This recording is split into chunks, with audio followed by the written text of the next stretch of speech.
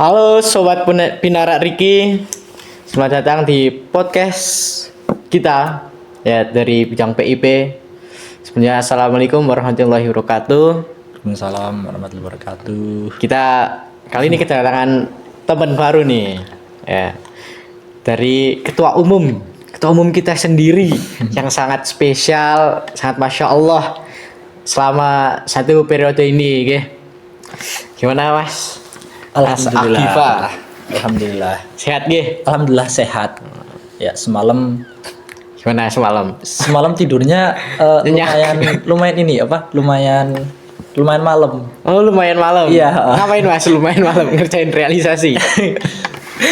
Harusnya iya sih. Ya, Lagi posting realisasi ya Mas ya. Karena dikit lah. bentar lagi mau musrah nih. Ya, Tanggal 1 sama tanggal 2 ya. Tanggal 1 sampai tanggal 2 ya. Insya Allah tanggal segitu. Oh, iya. Sebelumnya bolehlah perkenalan dulu nih. Oke, perkenalan. Perkenalan. Apa aja nih? Nama. Oh komplit Kelas, deh. Nama, kelas, nomor rekening, nomor KTP, NIK. Jangan dong, nomor rekening sama NIK-nya jangan dong. Oke, jadi perkenalkan saya Egy Fasta di Sagata. Pada tahun ini diamanahi oleh PRIPM SMK untuk dapat menjadi ketua umum di PRIPM juga di sini di SMK Muhammadiyah 1 Wonosobo. Saya berdomisili di Kepil ya, lumayan jauh dari sini. Kepil guys. Umur sekarang itu 18 tahun. Apalagi nih? Hobi. Ya, hobi. Hobi Boleh. Hobi saya itu Membaca. menonton. Nonton apa tuh, Mas? Nonton apapun. Mesti kayak nonton orang melakukan sesuatu gitu, kayak misalnya tahu nggak sih, misalnya kalau cowok itu kan lebih harus apa ya? Cowok itu Lebih banyak hiburan. pengen tahu banyak soal cara kerja dunia. Oh iya, orang lagi bangun jalan itu sambil liatin. Betul. Gimana sih caranya gitu kan? Ya mungkin kalau misalkan ada pohon di jalan terus tumbang gitu kan, terus lagi dibenerin, pasti itu kan ada banyak sekali yang nonton. Mungkin itu salah satu alasannya Ketok Magic juga dipasangin dipagerin biar nggak ada sih nonton, nggak rame banget. Mungkin seperti itu. Oke. Dari perkenalannya ini sangat menarik gitu ya. Pengen tahu lebih nih tentang gimana sih pengalamannya Mas Giva selama menjadi ketua umum gitu. Oke. Apa aja nih Mas pengalamannya? Kan biar nanti di periode berikutnya itu tahu nih, ini kalau saya jadi ketua umum bakal dapat pengalaman ini nih. Nih manfaat banget nih pasti gitu kan. Atau mungkin saya ceritain dulu sebentar dari dulu saya pertama kali ber-IPM mungkin ya. Iya. Boleh. Bagaimana sejarahnya dan Dari awal dari SMP ikut IPM kan ini. jadi saya dulu pernah ikut itu di IPM pertama kali saat di SMP. Oh, SMP mana tuh Mas? SMP-nya saya dulu di SMP MBS Kertek. Oh, SMP Ya, tapi MBS Kertek. saya nggak mondok di situ. Oh, nggak mondok. Laju. Iya. Berarti laju nih dari Kepil ya. Iya, ngelaju dari Kepil sampai Kertek. 3 tahun bahkan sampai sekarang pun masih laju. Iya, sampai ya. laju. Ya, Capek nggak Mas? 6 tahun Laju. sih. Kadang capek kalau Capek. malam apalagi. Gitu. Oh, iya. Kadang 1 jam itu bisa buat terbahan, tapi 1 jam masih di jalan. Gitu. Apalagi kalau pakai bis kan biasanya bisa lama. Seperti itu. Dan dulu IPM di SMP sebenarnya nggak aktif sebenarnya. Nggak terlalu aktif dulu. Kenapa Jadi itu dulu Mas nggak aktif? Pas kelas 7 itu ditawarin untuk ikut IPM sama temen mondok gitu kan. Iya. Terus ya udahlah, pas itu kan masih mau aja gitu kan, masih sama temennya gitu. Tapi yang ikut IPM itu kebanyakan yang mondok, karena yang mondok itu yang boarding itu wajib. Oh, wajib Sedangkan yang tidak boarding mondok, ya. itu nggak wajib. Nah di situ Sunnah. Ya, sunnah. Di situ nggak terlalu aktif, makanya pas SMP itu tidak tahu banyak soal IPM. Iya. Terus akhirnya Dan sampai temen saya itu iya, temen. jadi ketua umum pun saya nggak tahu sampai akhir di SMP. Jadi saking nggak taunya tuh seperti itu. Tapi kalau menurutnya sekarang bisa menjadi ketua umum nih Mas. Gimana nih Mas perjalanannya dari kelas 10 sampai sekarang saya bisa menjadi ketua umum itu gimana sih Mas? Oke, terus ceritain dulu ya. Boleh, Habis dari boleh. SMP tadi langsung masuk ke SMK Muhammadiyah 1 Wonosobo. Gitu. Awal-awalnya juga niat tidak ingin terlalu tidak ingin terlalu aktif, tapi ingin tetap ikut membantu di sini seperti itu. Tapi lama kelamaan karena mungkin Terbawa arus. iya Dan disitulah kamu mulai terbawa arus. awalnya coba-coba, lama-lama terbawa harus sampai kecemplung. Seperti itu. Jadi dulunya kan memang tidak terlalu seniat ini gitu kan, memang seperti itu. Tapi lama kelamaan diberi amanah, diberikan kepercayaan untuk di kepanitiaan seperti itu, beberapa kali ada di kepanitiaan, terus sampai puncaknya diamanahi untuk jadi ketua umum di sini di SMK. Kan tadi Mas Giva nih sempat bilang ya, diamanahi menjadi panitia. Kira-kira selama 3 tahun di sini nih Mas Giva pernah menjadi panitia apa aja nih Mas? Oke, Dari jadi awal kelas 10. Oke, flashback ya. Jadi dulu pertama kali awal-awal di SMK itu kelas 10 full jadi peserta. Iya, Ya, peserta apapun itu peserta. Reading TM dan lain sebagainya. Banyakan peserta. Kelas 11 itu pada saat pergantian periode baru, periodenya Mbak Arsya. Ya. Nih. Pas kelas 10 periodenya siapa nih Mas? Pas kelas 10 periodenya Mas Abid. Mas Abid ya. Iya. Jadi pas itu pertama kali ditawarin pada saat mau fortasi. Ya, pada fortasi Jadi itu apa tuh?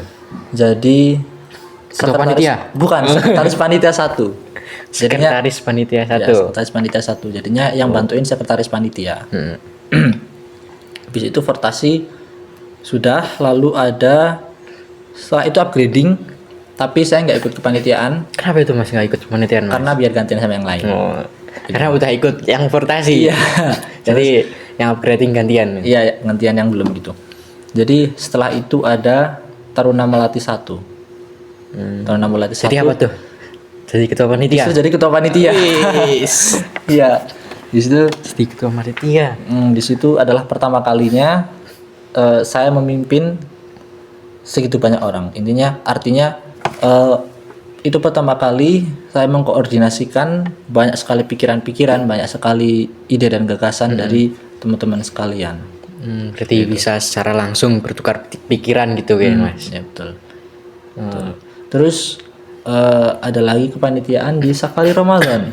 Oh, apa tuh? Safari Ramadan. Safari Ramadan. Jadi kalau di proposal itu saya ditulis jadi perlengkapan. Oh, perlengkapan. Perlengkapan. Yang kalau nggak salah ketua panitianya juga Mas Dava sendiri nih.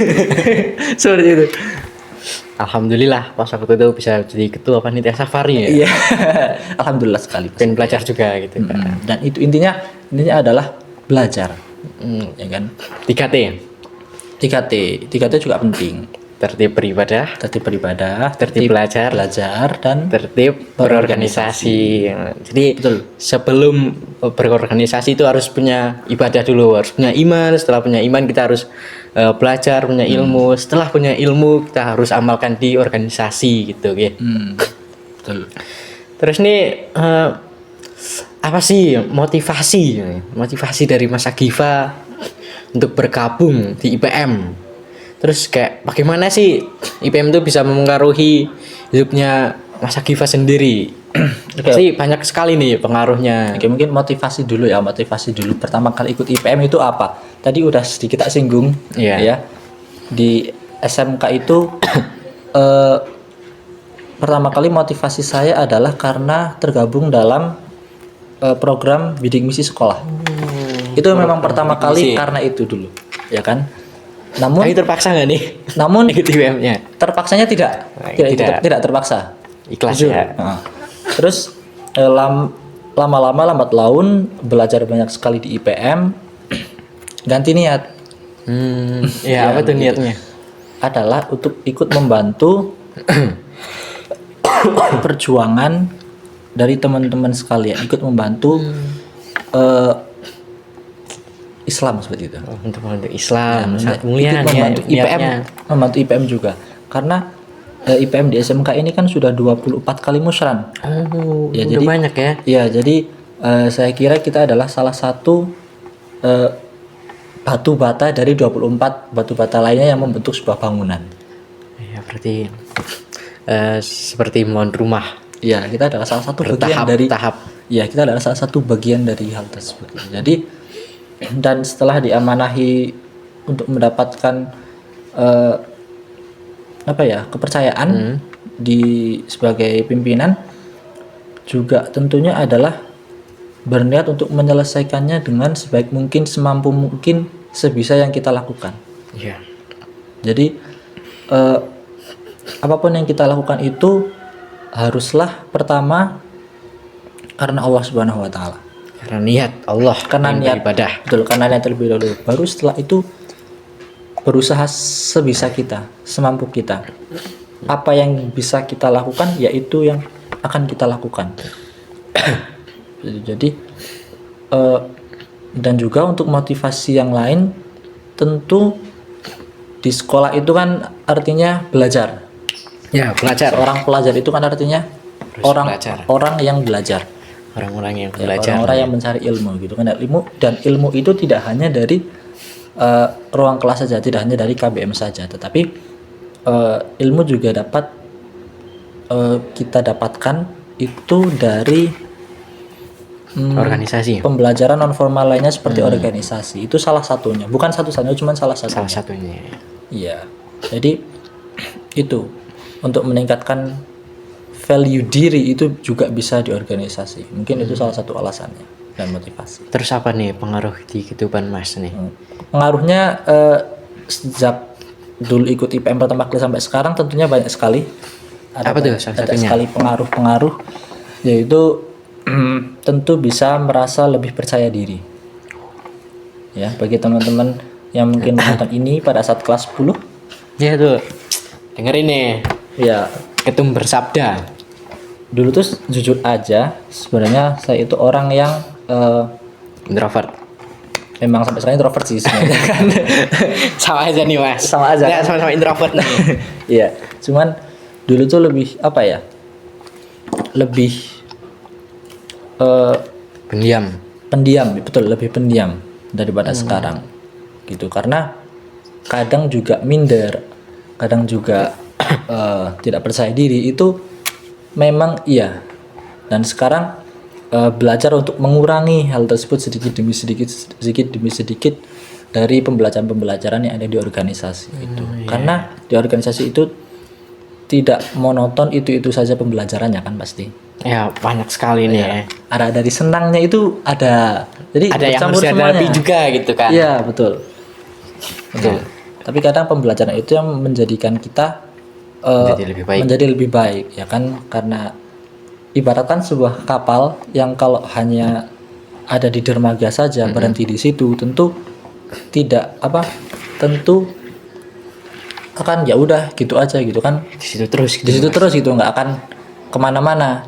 Tapi kalau kapal itu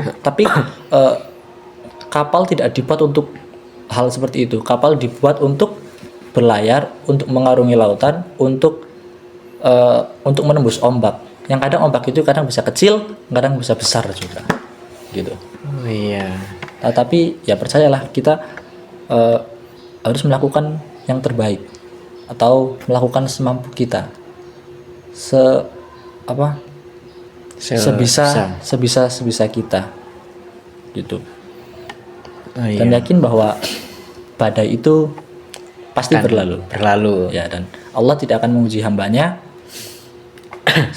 di luar kemampuan hamba tersebut. La yukallifullahu nafsan illa wusaha. Masya Allah. Motivasi dan pengaruhnya ini sangat Masya Allah banget nih ya teman-teman. Ya jadi buat teman-teman nih ya yang masih nggak mau ikut IPM, segeralah ikut IPM. Karena IPM tuh bisa mengaruhi diri kita sendiri, mulai dari yang awalnya introvert, pemalu, gengsian. Ya mungkin kalau gengsi itu masih wajar lah. Tapi kalau introvert yang benar-benar pemalu ini harus benar-benar diubah nih, karena kita hidup itu secara bersosial, hidup secara bermasyarakat, yang dimana ilmu komunikasi sangat dibutuhkan apalagi sangat pada zaman dibutuhkan sekarang. gitu ya, apalagi di jam sekarang ini. Terus ini kan kita berada di sebuah perkembangan yang sangat sangat cepat gitu ya Mas, apalagi di era digital sekarang ini. Kira-kira apa sih tantangan terbesar untuk menghadapi generasi muda di era digitalisasi sekarang ini? Oke. Tantangannya itu apa aja sih? Tantangan bagi pemuda-pemuda. Iya, Ya, apalagi terkhusus bagi pelajar. pelajar, betul. Karena kita ini masih pelajar, IPM, Ya, kita relevan lah relevan. dan pelajar. Sebenarnya kalau bisa dikata salah satu tantangan terbesar adalah disrupsi. Disrupsi itu seperti apa ya? Banyak sekali gangguan-gangguan. Gitu. Kan kita hari ini bisa dimudahkan oleh alat-alat elektronik seperti handphone misalnya. Yang mungkin pada zaman dulu tidak diperbolehkan di sekolah. Betul. Contohnya aja di SMK Muhammadiyah Satuan Wonosobo itu dulunya tentu tidak boleh untuk membawa handphone ya, tapi sekarang itu diperbolehkan karena memang sekarang itu sudah dibutuhkan ya, apalagi saat pembelajaran itu kadang-kadang dibutuhkan oleh guru untuk ya mengirim tugas, mengerjakan tugas, ya. searching juga, menonton video-video yang dikirim, kan bisa seperti itu. Tetapi tantangan tersebut adalah tantangan yang sebenarnya gini, setiap zaman itu kan pasti ada tantangannya masing-masing. Betul kan? Tantangannya juga. Ya. Zaman dulu mungkin tantangannya bukan kecanduan gadget atau handphone gitu kan. Bukan hanya mengurung diri di rumah main game selama berjam-jam, 10 jam bahkan. Nah, pada ada yang seharian juga. Ya, kebetulan pada zaman ini itu seperti itu. Gitu. Dan itu merupakan salah satu tantangan juga bagi pelajar yang tadinya semangat ingin belajar, semangat misalnya mengerjakan tugas di rumah, itu jadi terdistraksi dengan ya banyak sekali hiburan-hiburan yang bisa kita akses langsung dengan hanya tiduran di rumah dan scroll mainin tangan. Ya, jadi kan itu pilihan sebenarnya kan. Sebenarnya Anda punya pilihan bisa menggunakan handphone itu ataupun gadget dengan baik dan benar, dengan proporsional atau tidak. Ya, itu salah satu tantangannya, dan mungkin IPM juga bisa hadir untuk menghadapi tantangan tersebut. Karena IPM bukan organisasi yang kaku, tapi organisasi yang terus berkembang, organisasi yang terus menjadikan dirinya itu relevan terhadap zaman, relevan terhadap anak muda. Iya, betul. Itu banyak sekali, tidak hanya di IPM SMK, tetapi banyak sekali di luaran sana IPM itu mencoba untuk membuat relevan dengan zamannya dengan zaman. Iya, yang nantinya tentu akan memengaruhi daripada kader-kader dan anggotanya. Iya. Seperti itu. Ya. Terus nih peluang yang bisa dimanfaatkan oleh kader untuk pengembangan diri itu apa aja nih Mas? Di IPM. Ya, khususnya di IPM dong. Masa di luar organisasi IPM? Jadi peluang-peluang yang didapatkan oleh teman-teman semua ketika ada di IPM itu tentunya banyak sekali, bervariasi. Setiap orang mungkin dapat berbeda. Tetapi di situ terdapat garis besar, yaitu teman-teman bisa belajar apa yang tidak diajarkan di sekolah, atau apa yang belum diajarkan, atau apa yang belum orang itu tahu pada umur segitu gitu loh, misalnya. Oh iya. Apa itu Mas contohnya Mas? Contohnya mungkin dulu waktu sebelum di IPM itu belum tahu bagaimana caranya untuk ini contoh-contoh sederhana aja lah ya. Misalnya belum tahu cara untuk membuat proposal, jika membuat surat formal dengan baik dan benar itu seperti apa, bagaimana cara melobi, bagaimana cara kita bisa berkomunikasi dan berkoordinasi dengan orang lain yang kadang-kadang bisa banyak sekali dengan watak yang berbeda-beda, dengan dengan ciri khas orang tersebut yang berbeda-beda, tentu cara penanganannya tersebut akan sangat berbeda dari satu orang dengan satu orang yang lain. Kadang tidak bisa disamakan. Ya karena setiap manusia itu memiliki sifat yang berbeda-beda. Ya, betul sekali. Maka penanganannya juga beda-beda ya, gitu ya, Mas. Karena itulah yang membuat kita jadi manusia. Manusia sebaik-baiknya manusia adalah manusia yang bisa bermanfaat untuk orang lain. Iya, betul. Maka itu bisa jadi motivasi buat kita semuanya, buat teman-teman sekalian, bahwa ya itu, bahwa kita bisa berguna untuk diri kita dan orang lain. Maka manfaat di organisasi itu kadang tidak kita rasakan semuanya pada hari ini. Tentu akan banyak sekali manfaat yang teman-teman dapatkan ketika di organisasi saat ini. Tetapi akan ada lagi manfaat di masa depan. Betul. Contohnya seperti ketika bekerja, ketika kita sudah terbiasa dengan organisasi yang secara sistematis nih, kita harus tertib dalam melakukan hal A sampai Z. Gitu. Ketika berada di dunia kerja pun akan secara sistematis langsung kayak gitu, seperti itu. Yang harus mengerjakan ya tugas-tugas kerja yang mungkin buat surat sampai nge-input surat, nge-arsip gitu. Flow perusahaan atau bagaimana divisi satu dengan divisi yang lain itu bekerja di perusahaan itu kan hampir mirip seperti di organisasi sebenarnya kan. Makanya ketika orang sudah terbiasa di organisasi, kayak bekerja tuh pasti langsung trep gitu. Dan itu puzzle. Dan itu adalah harapannya kan memang seperti itu. Lahirnya melahirkan anak-anak muda yang siap untuk bekerja ketika keluar di organisasi gitu. Ya.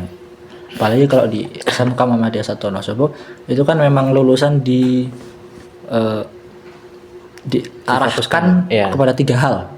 Yang pertama adalah bisa bekerja, bisa berkuliah atau melanjutkan, dan bisa berwirausaha. Betul. Maka kalau teman-teman berorganisasi itu teman-teman milih yang manapun bisa akan mendapatkan impact-nya.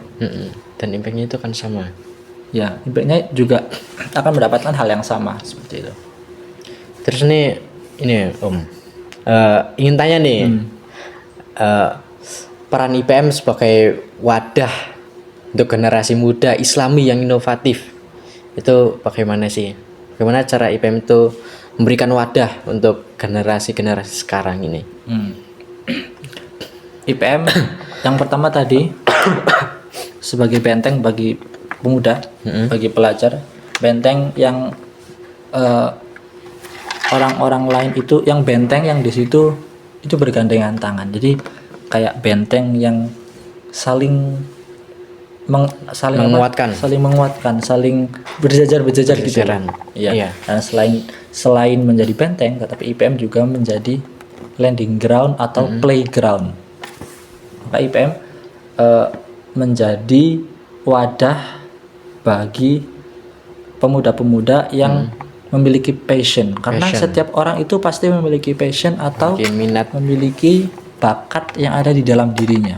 Setiap manusia itu berbeda-beda. Ada yang pintar matematika tapi tidak pintar bahasa Inggris, ada yang pintar bahasa Inggris tidak pintar matematika, atau ada yang dua-duanya.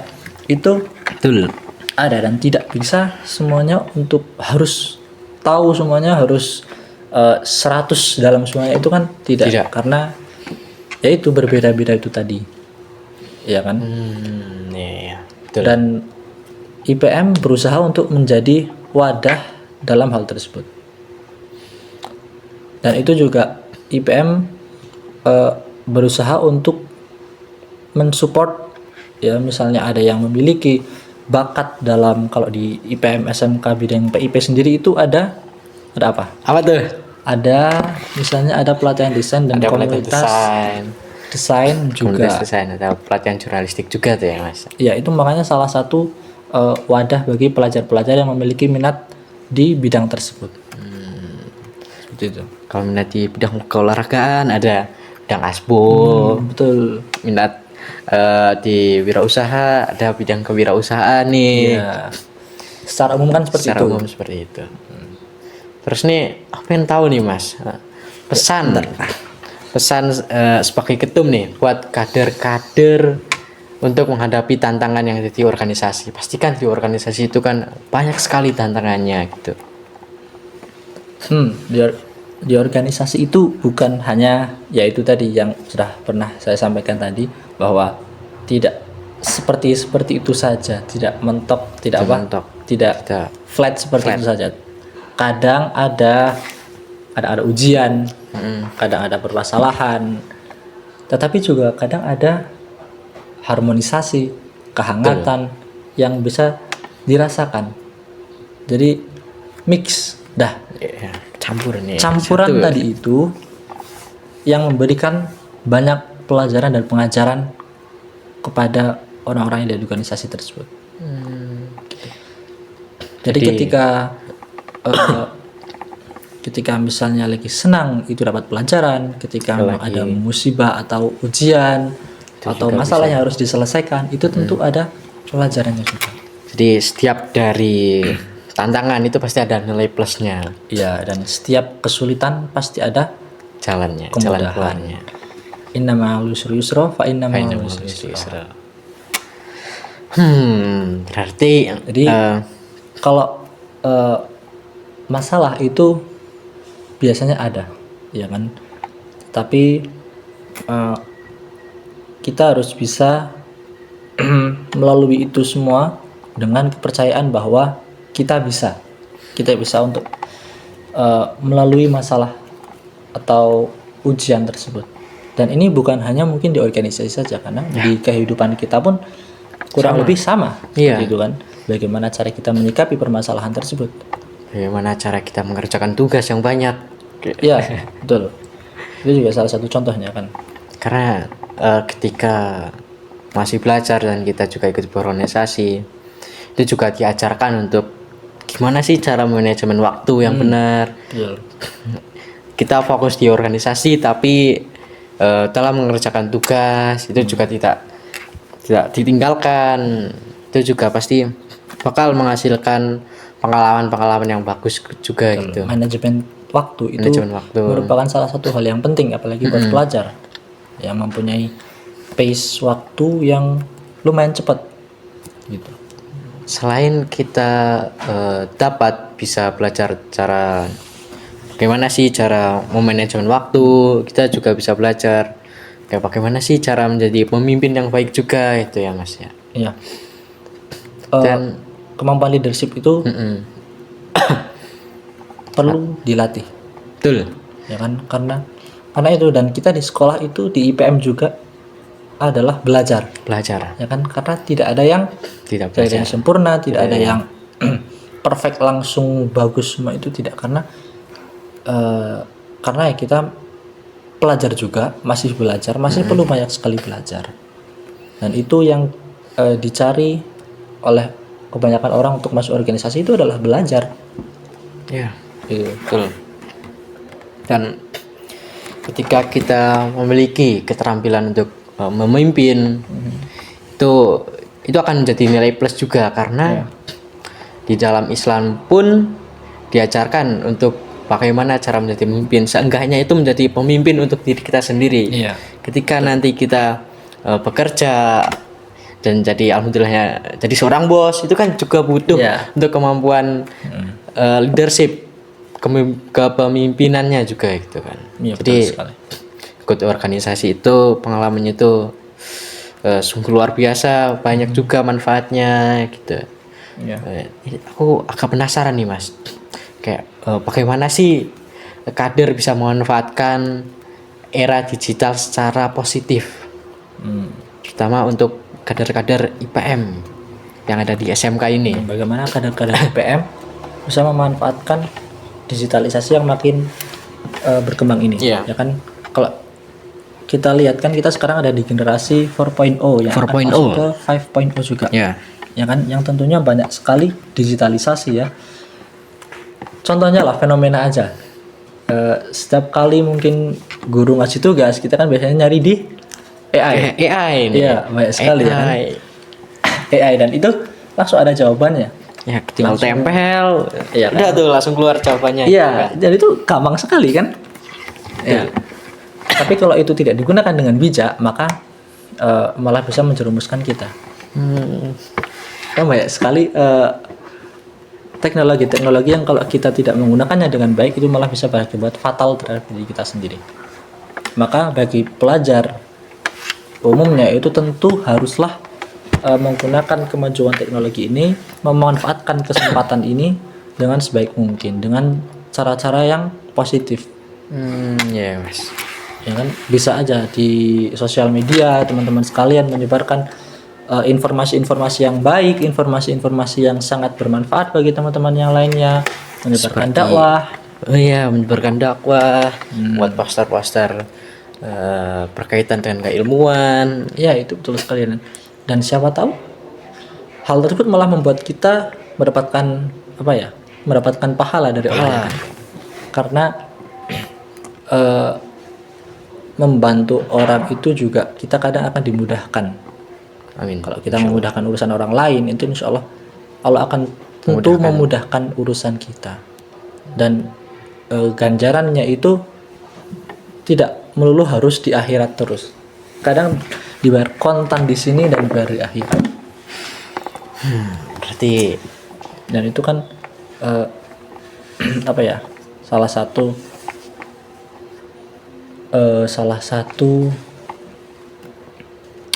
advancement kita atau salah satu keunggulan kalau kita berbuat baik kepada orang lain. Jadi berbuat baik itu penting juga. Iya, berbuat baik itu penting. Sama Berbuat baik itu tidak harus menunggu kita harus baik terlebih dahulu. Jadi bisa berbuat baik kapanpun itu. Iya, benar sekali. Kalau kita berbuat baik itu menunggu kebaikan, menunggu kita baik, maksudnya, Ya. ya tentu semua orang tidak akan melakukan kebaikan karena semua manusia belum sempurna, tidak sempurna ya kan. Jadi seperti itu. Oh iya mas, berarti ini ketika kita berbuat di organisasi, berarti kita juga bakal dapat nih imbalannya juga gitu ya mas. Ya, Entah itu yang nanti di akhirat insya Allah kalau kita atau itu secara langsung. kalau itu tadi memiliki niat yang benar dan juga mengerjakan hal-hal yang baik, maka insya Allah Ya bakal dapat imbalannya imbal lah balik. aja nih. Intinya Ya. itu. Ini simbiosis apa ya? Simbiosis apa? Mutualisme. Mutualisme. Iya. Ya. Di sekolah juga belajar simbiosis apa tadi? Simbiosis mutualisme. Ya, itulah. Mutualisme. Ya, terus nih kan kita bentar lagi nih mau musran. Iya. Pasti bakal ada nih penerus-penerus kita nih, Mas.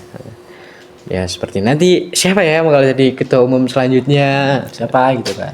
Nah, kira-kira apa sih harapan untuk penerus di periode berikutnya? Harapan sebagai ketua umum sendiri itu apa?